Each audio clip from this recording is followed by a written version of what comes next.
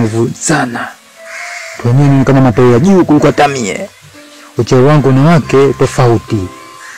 Lakini tumia majini, mimi tumia uchawi tu wa majani. Wachawi tu wa kutumwa ungo mara hivi. Hapa inabidi hapa kwa mtazamo nende na mwenzangu ama nende mimi mwenyewe, na kazi nzito sasa hivi. Na majukumu yanaelemea. Ila acha nikajaribu bahati yangu itakavyokuwa hivyo.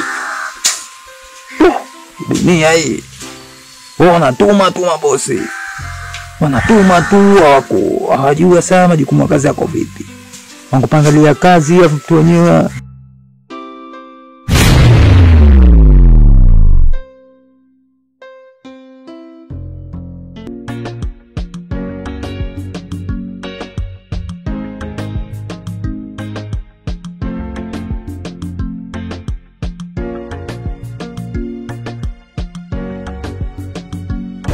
Sasa kijana, unapoweka kwenye P, ndio yani ndo kama hapa tuliposimama.